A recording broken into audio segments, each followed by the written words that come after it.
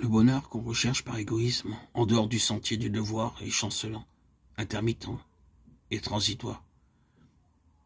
Il passe, ne nous laissant que solitude et regret. Mais le service de Dieu procure paix et joie. Le chrétien n'est pas abandonné dans des sentiers incertains. Il n'est pas livré à de vains regrets et au désappointement. Si nous ne jouissons pas des plaisirs de cette vie, nous pouvons être heureux quand même en regardant à celle qui est à venir. Mais même ici-bas, le chrétien peut avoir la joie d'une douce communion avec le Christ. La consolation perpétuelle de sa présence, chaque pas que nous faisons peut nous rapprocher de lui, nous donner une expérience plus profonde de son amour et nous amener plus près de l'heureux séjour de la paix. N'abandonnons donc pas notre assurance, mais qu'elle devienne plus inébranlable que jamais. Jusqu'ici, l'Éternel nous a secourus en Samuel 7,12 et il nous secourra jusqu'à la fin. Portons nos regards sur les monuments de la bonté divine qui nous rappelleront tout ce que le Seigneur a fait pour nous consoler et nous sauver de la main du destructeur. Gardons le souvenir précis de toutes les compassions de Dieu à notre égard, des larmes qu'il a essuyées, des douleurs qu'il a adoucies, des angoisses qu'il a fait disparaître, des sujets de crainte qui, sous son ordre, se sont évanouis, des besoins auxquels il a pourvu et des bénédictions qu'il a répandues sur nos têtes.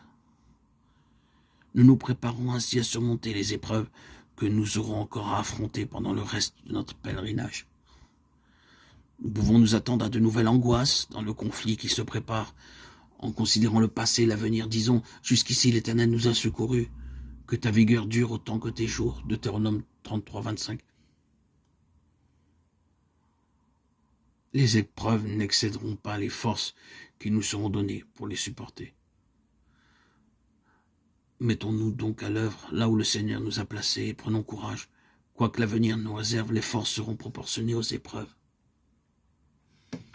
Bientôt les portes des cieux seront grandes ouvertes devant les enfants de Dieu, et le roi de gloire les accueillera par ces paroles qui charmeront leur oreille comme la musique la plus suave.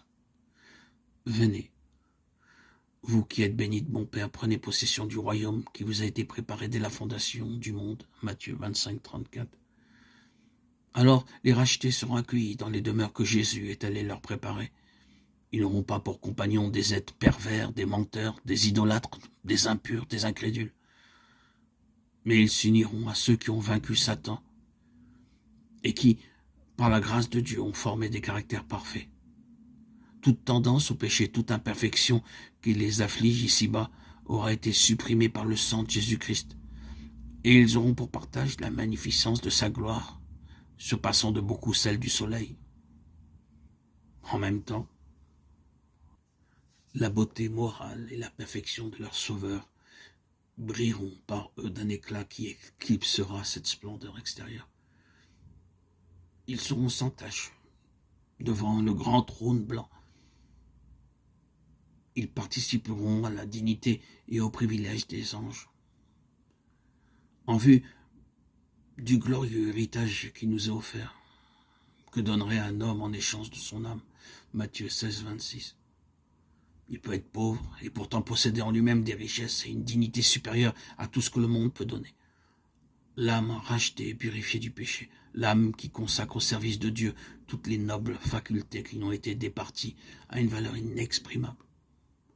Aussi, chaque fois que sur la terre une âme est sauvée, cette nouvelle fait naître dans le ciel, en la présence de Dieu et des anges, une joie sainte et glorieuse qui éclate en chant de triomphe. À lui toute la gloire et les honneurs. Gloire à Dieu au plus haut des cieux et paix sur la terre aux hommes qu'il aime. Amen. Alléluia.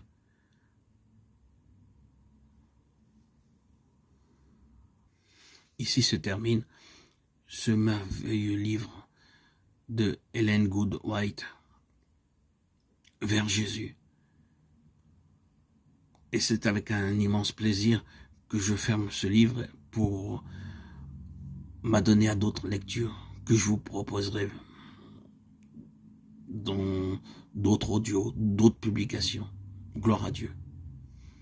Merci Seigneur Jésus de m'avoir permis de connaître, d'avoir cette connaissance merveilleuse, ces leçons et ces enseignements de cette femme.